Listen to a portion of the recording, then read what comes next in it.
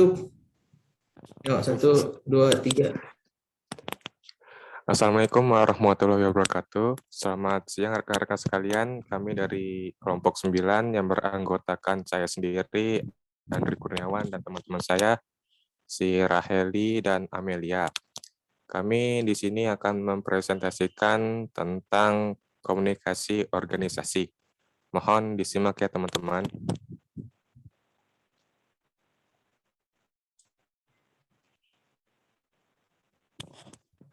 Pengertian komunikasi.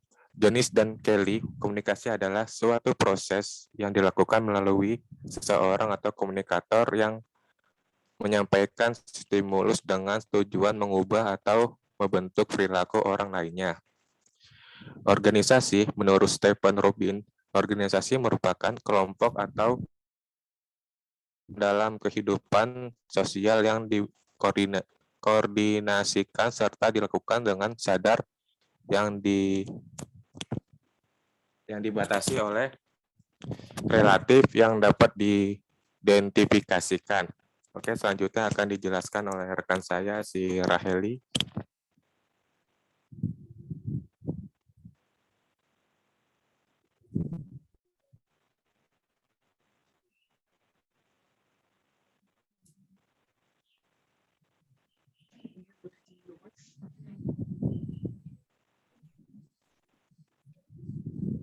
Selanjutnya ada pengertian dari komunikasi organisasi. Jadi komunikasi organisasi merupakan sebuah proses yang terjadi dalam suatu organisasi berupa penyampaian pembahas informasi yang dasar mencapai suatu tujuan tertentu yang sudah ditetapkan bersama serta pemimpin organisasi. Proses penyampaian penerimaan maupun pertukaran informasi yang besar dapat dilakukan secara formal maupun informal selama tujuan ditetapkan terwujud.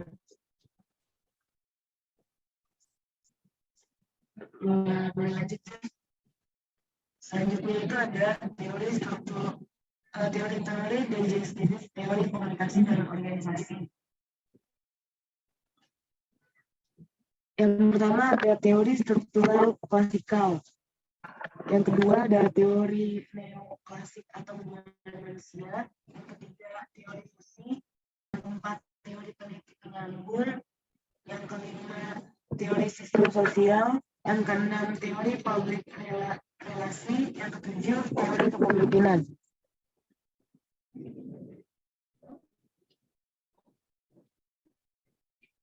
Selanjutnya ada jenis-jenis komunikasi. Yang pertama ada jenis internal.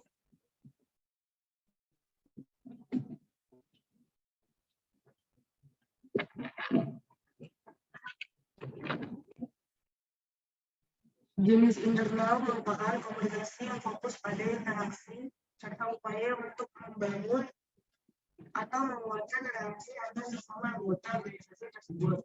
Yang kedua ada jenis eksternal, merupakan komunikasi yang dibangun fokus kepada pihak di luar organisasi atau kelompok tersebut.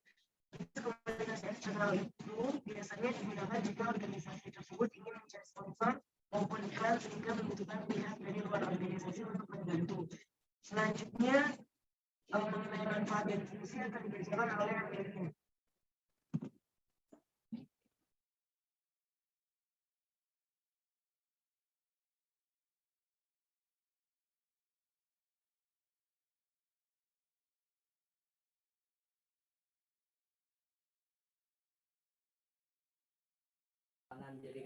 Selanjutnya yaitu manfaat komunikasi organisasi. Manfaat pertama yaitu dengan mengetahui teori komunikasi organisasi, maka sebagai seorang individu yang hidup dalam lingkungan atau kelompok organisasi tertentu dapat memahami posisi kita dalam organisasi atau kelompok tersebut. Manfaat kedua yaitu pemahaman mengenai komunikasi organisasi dapat memperkuat hubungan antara anggota dan pemimpin organisasi, sehingga umur organisasi dapat bertahan lebih lama dan akan tumbuh rasa ingin menjaga merawat organisasi tersebut. Manfaat ketiga yaitu mempermudah tercapainya tujuan organisasi. Hal ini dikarenakan terbentuknya komunikasi yang baik, sehingga antara anggota dan setiap pimpinan unit memahami perbedaan pendapat yang hadir dalam diskusi pada organisasi tersebut. Manfaat keempat yaitu mengetahui teori komunikasi organisasi dapat membuat seorang individu menyesuaikan diri serta menempatkan diri dengan baik dalam organisasi atau kelompok tersebut. Manfaat kelima, mengetahui tugas seorang pemimpin dan anggota dalam suatu organisasi. Pemahaman mengenai teori komunikasi organisasi dapat membuat kita sebagai sadar akan tugas-tugas sebagai seorang pemimpin maupun anggota dalam sebuah organisasi.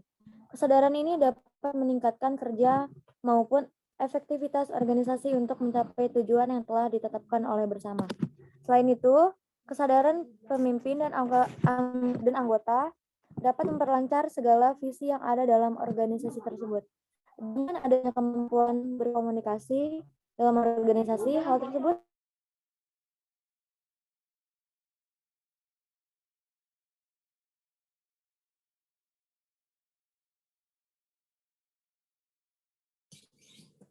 dengan adanya kemampuan komunikasi dalam organisasi, hal tersebut akan berfungsi sebagai membangun alur informasi Oleh sebab itu, menurut buku Komunikasi Organisasi, Teori dan Studi Kasus ditekankan mengenai pentingnya hal tersebut. Selanjutnya yaitu fungsi komunikasi organisasi menurut Senjaja pada tahun 1994. Yang pertama yaitu fungsi informatif. Fungsi informatif yaitu dijelaskan oleh Senjaja bahwa organisasi bertindak sebagai suatu sistem yang memproses informasi. Proses informasi yang hadir dalam organisasi tersebut diharapkan mampu memberikan dan menerima informasi dengan baik untuk tercapainya kelancaran dalam organisasi tersebut. Yang kedua yaitu fungsi regulatif. Fungsi yang kedua komunikasi organisasi diharapkan dapat memperlancar peraturan serta pedoman yang telah ditetapkan oleh anggota dan pemimpin organisasi tersebut. Yang ketiga yaitu fungsi persuasif. Fungsi persuasif yaitu merupakan fungsi untuk memberi perintah. Fungsi ini dilakukan oleh pemimpin organisasi untuk mempersuasi anggotanya daripada memerintah anggotanya untuk melakukan sesuatu.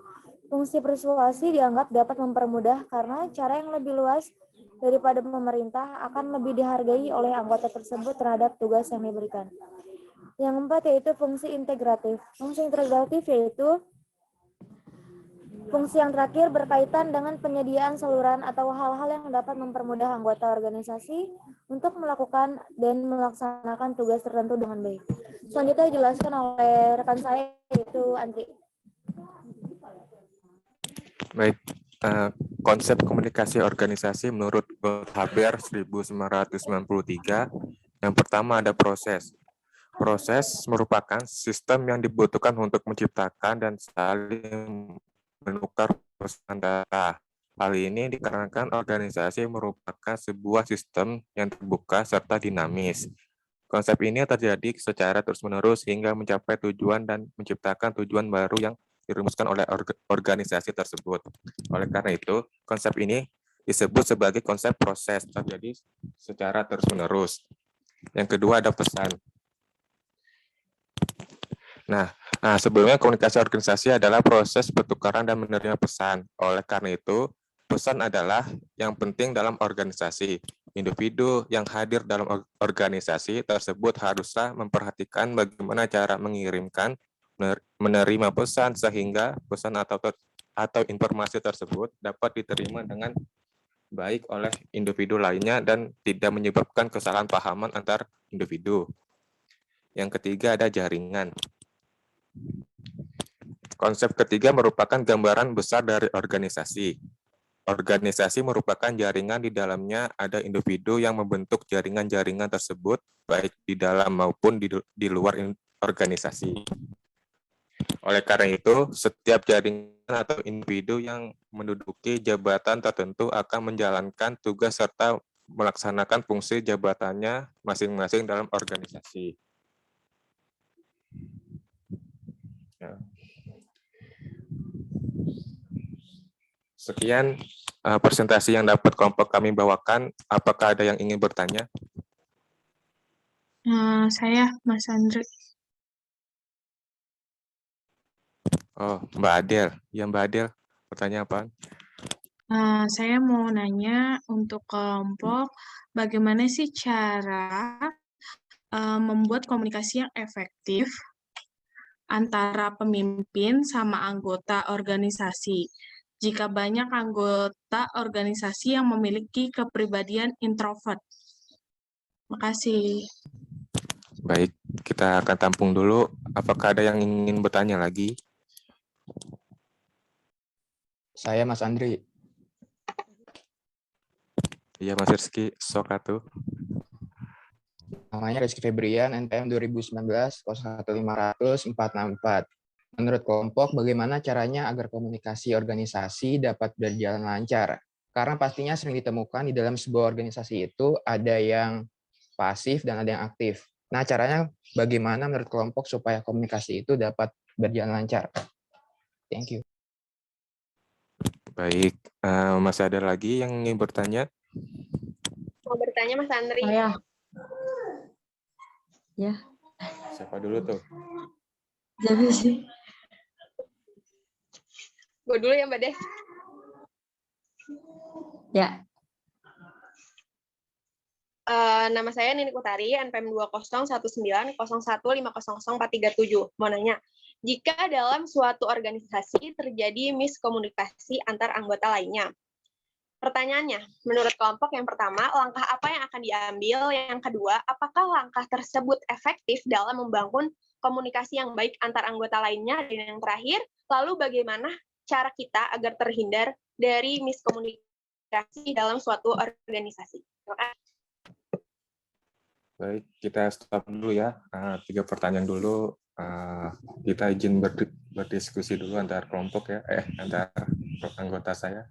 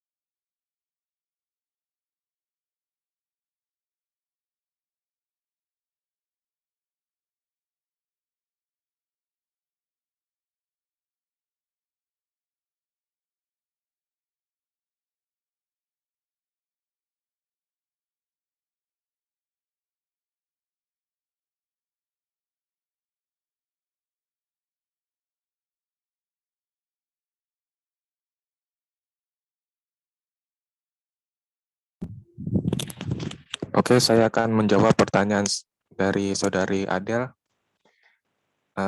Introvert memiliki kepribadian yang cenderung senang dengan pekerjaan-pekerjaan individu yang tidak membutuhkan banyak interaksi sosial dengan keramaian. Cara agar membuat komunikasi efektif antara pemimpin dan anggota organisasi adalah yang pertama yang diperlukan agar pemimpin dan anggota organisasi yaitu mulai mengembangkan hubungan baik dengan mereka terlebih dahulu, yaitu dengan berinteraksi selama jam istirahat, berdiskusi tentang topik informal, dan bersikap ramah dalam proses pendekatan tersebut. Nah, cara di atas akan mengembangkan hubungan baik antara pemimpin dan anggota organisasi yang lainnya. Selanjutnya akan memfasilitasi komunikasi yang lebih efektif di dalam organisasi. Kedua, mengadakan sebuah pertemuan secara individu. Selain berkomunikasi dalam sebuah kelompok, penting juga untuk bisa terhubung secara individu dengan setiap anggota organisasi. Pemimpin bisa melakukan hal ini dengan cara mengatur pertemuan dengan setiap anggota organisasi yang ada. Hal seperti ini sangat bermanfaat dan menjelaskan kepada anggota organisasi bahwa pemimpin bisa didekati kapanpun mereka membutuhkan. Cara ini bermanfaat agar mereka lebih percaya diri selama berinteraksi dengan anggota yang lainnya. Yang ketiga, tunjukkan dukungan kepada mereka. Penting untuk mempertimbangkan dan memberi perhatian saat anggota organisasi sedang menyampaikan ide atau saran mereka. Jika pemimpin merasa ide yang mereka sampaikan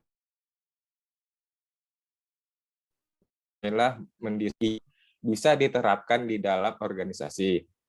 Namun, jika pemimpin berpikir bahwa saran atau ide tersebut tidak bisa diterapkan, jelaskan pada mereka dengan memperhatikan saran atau ide yang disampaikan dan tidak mengabaikannya.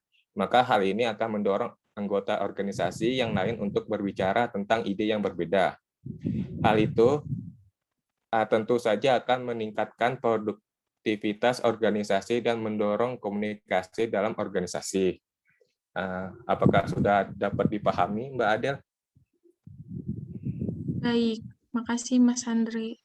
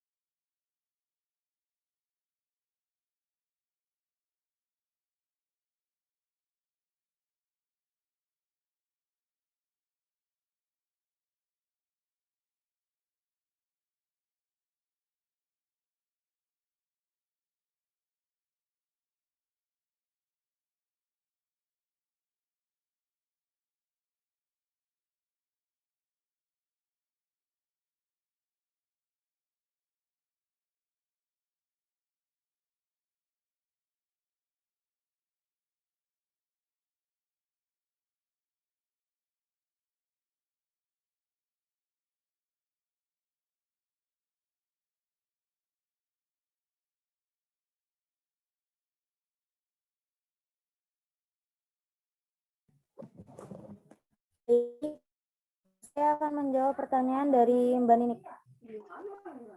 Pertanyaannya yaitu, jika dalam organisasi menurut kelompok, langkah tersebut bangun komunikasi yang lancar antara anggota yang lainnya. Lalu, bagaimana kita dapat terhindar dari miskomunikasi dalam berkomunikasi? Jawabannya yaitu, menurut kelompok kami, jika dalam organisasi terjadi komunikasi, maka dalam komunikasi organisasi tersebut tidak berjalan secara efektif. Karena dalam berkomunikasi, idealnya semua pihak bersifat aktif sehingga pembicaraan bersifat interaktif. Lalu, cara agar kita terhindar dari miskomunikasi dalam berkomunikasi adalah 1. Mintalah feedback dari lawan bicara untuk memastikan apa yang kita katakan telah ia terima dengan benar. Kita bisa juga meminta mereka mengulangi perkataan kita karena hal ini dapat membuat mereka memproses dengan lebih mendalam. Yang kedua, komunikasikan maksud tujuan secara jelas. Lebih baik komunikasikan informasi secara langsung dan to the point agar lebih mudah dipahami. Banyak orang sering bicara kemana-mana atau mendengar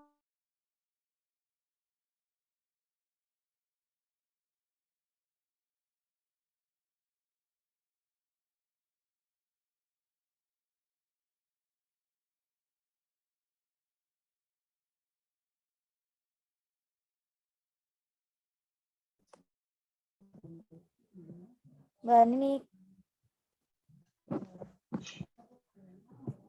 Ya, sudah jelas. Makasih ya, Mbak Amel.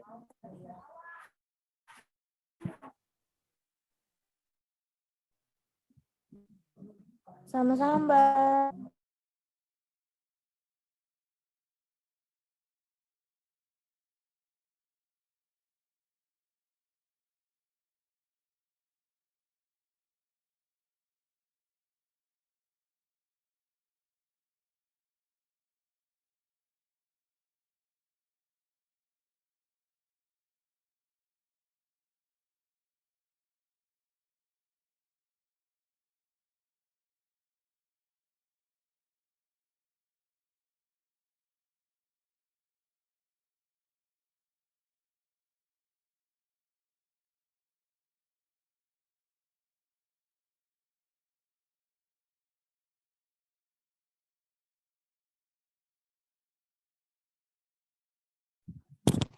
Baik, saya akan menjawab pertanyaan dari Saudara Rizky. Menurut kelompok, bagaimana caranya agar komunikasi organisasi dapat berjalan lancar? Nah, menurut kelompok, cara membangun komunikasi dalam organisasi agar dapat berjalan lancar adalah yang pertama adalah kualitas anggota. Lingkungan organisasi yang baik akan memberikan dorongan daripada anggota untuk mengungkapkan ide-ide. Memberikan penghargaan merupakan contoh komunikasi efektif yang memberikan kepuasan terhadap anggotanya. Yang kedua ada membentuk hubungan. Setiap anggota organisasi harus berkomunikasi secara jelas, jujur, dan terbuka. Setiap anggota harus membentuk hubungan kerjasama dalam organisasi. Hal ini anggota merasa dihargai dan mendirikan dorongan loyalitas terhadap organisasi. Yang ketiga, ada menyelesaikan konflik. Jika sebuah organisasi mempunyai masalah antar anggota, solusinya adalah mengajak anggota untuk menghadapi konflik tersebut. Jika antar anggota berbeda pendapat mengenai suatu hal, maka jalan keluarnya dengan mengadakan diskusi. Yang keempat ada produktivitas meningkat. Komunikasi yang efektif merupakan aspek penting dalam sebuah organisasi. Setiap organisasi pasti mempunyai tujuan yang tertentu yang ingin dicapai. Baik, apakah sudah dapat dipahami, Mas Rizky? Terima kasih. Baik.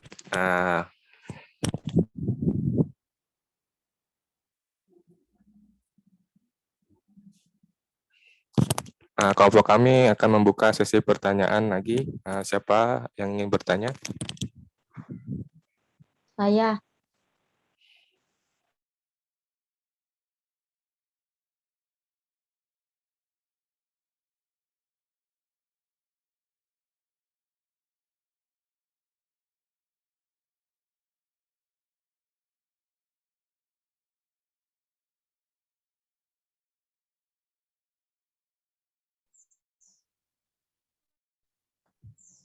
Jelas nggak? Baik, jelas. Baik, kita tampung dulu. Apakah ada yang ingin bertanya lagi? Saya. Mbak Tika ya? Iya, Tika. Suara saya terdengar jelas nggak? Oke. Bentar. Nama saya Frilia Mustika Sari, NPM 2019 015 00 514. Saya mau bertanya, tadi kan kalian menjelaskan tentang jenis komunikasi organisasi internal. Nah, aku boleh nggak minta kalian untuk jelasin gimana sih penerapan teori yang udah kalian jelasin tadi tentang organisasi internal tadi ke dalam sebuah contoh kasus? Baik, kita keep dulu. Apakah ada yang ingin bertanya lagi?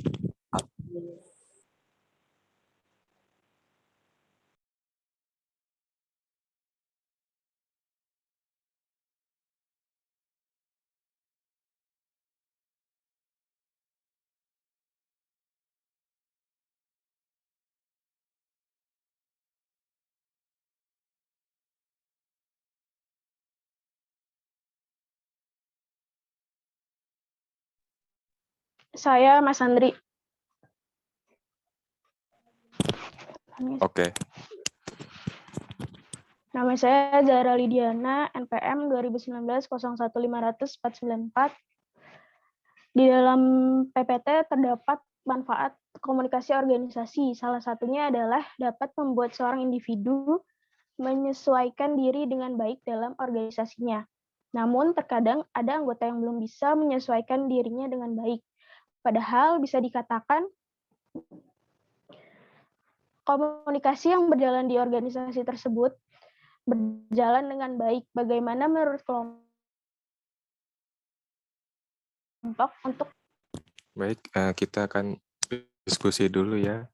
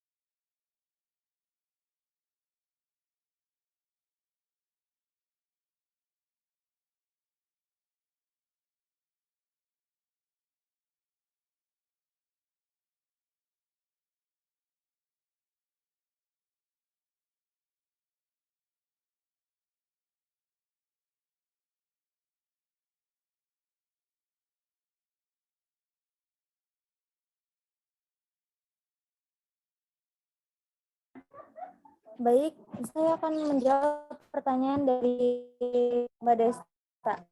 Pertanyaannya yaitu, bagaimana cara terbangunnya komunikasi yang baik antar individu agar proses penyampaian dan penerimaannya sesuai? Jawabannya yaitu, menurut kelompok kami, agar cara terbangunnya komunikasi yang baik antar individu agar proses penyampaian dan penerimaan yang sesuai adalah: satu, menghargai orang yang sedang berbicara dengan Anda. Yang kedua, memperhatikan intonasi dan gaya bahasa yang dipakai. Ketiga, memastikan pembicaraan jelas dan tidak asal lompat dari tema. Yang keempat, jangan memotong pembicaraan orang yang sedang berbicara dengan Anda. Yang kelima, memberikan perhatian penuh. Yang keenam, yaitu kontak mata. Gimana Mbak Desta, udah jelas belum jawabannya? Makasih ya, Mbak Ameng. Ya, sama-sama.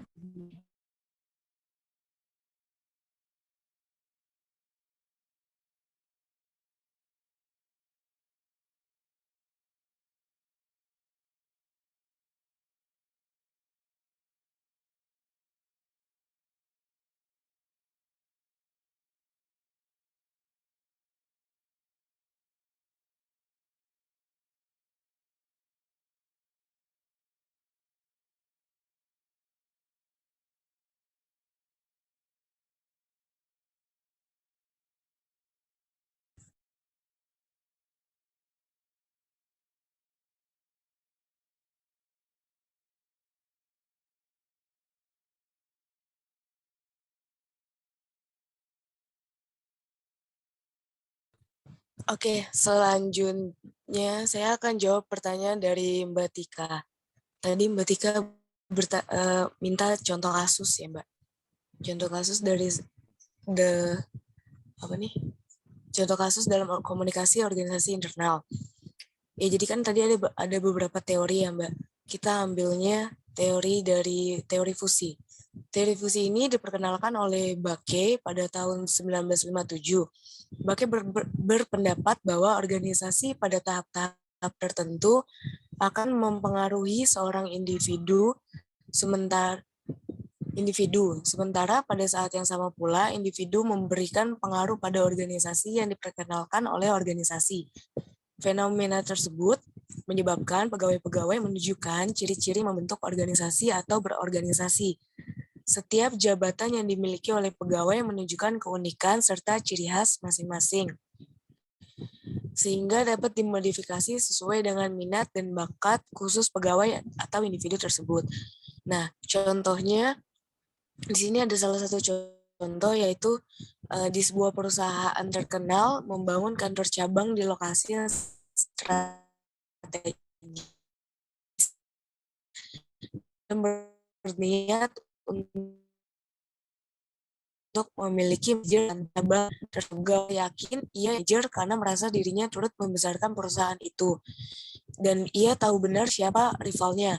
Rivalnya adalah seorang pegawai yang digambarkan self-movie-nya sebagai manusia yang lamban, egois, tidak peduli pada lingkungan, dan kemudian pegawai pertama yang sudah sangat yakin akan diangkat menjadi manajer, ternyata pada kenyataannya tidak diangkat menjadi manajer dengan alasan pemilik perusahaan menganggap dirinya masih terlalu muda dan tidak mempunyai cukup pengalaman untuk memimpin perusahaan. Terus kemudian prediksi Bake dan Argyris tepat. Pegawai pertama pun menjadi frustasi dan memilih untuk meninggalkan perusahaannya. Yang tidak memandang umur dan pengalaman, melainkan etos kinerja. Pilihan seseorang pegawai untuk keluar atau menetap di organisasi dengan putusan perlu dicermati oleh organisasi. Jika tidak menginginkan mereka menjadi duri dalam organisasi tersebut. Ya, bagaimana Mbak Tika?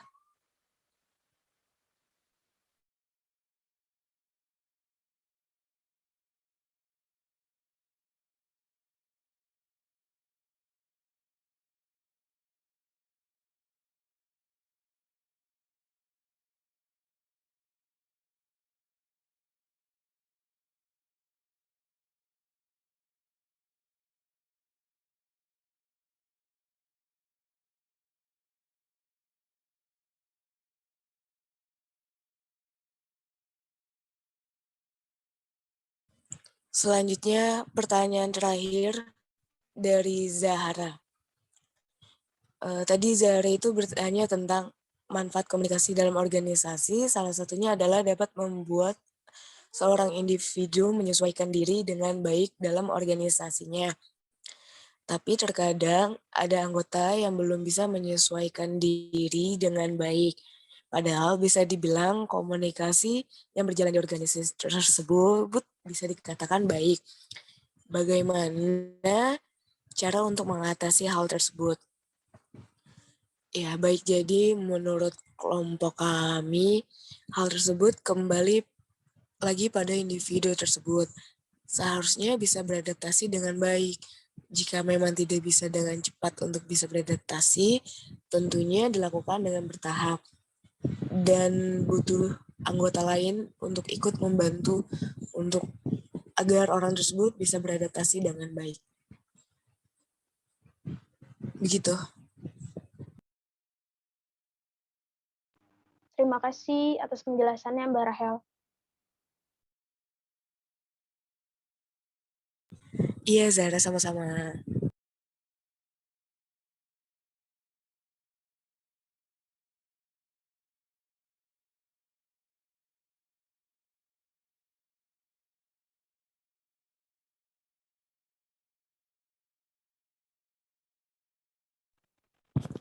Baik, jika sudah tidak ada yang bertanya lagi, maka dari itu kami mohon izin pamit.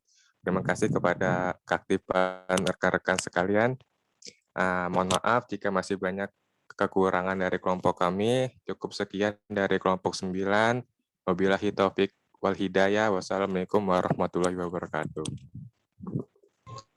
Waalaikumsalam warahmatullahi Assalamualaikum wabarakatuh. warahmatullahi wabarakatuh. Terima kasih kelompok. Terima kasih kelompok. Terima kasih Mas Andri, teman-teman semua. Terima kasih.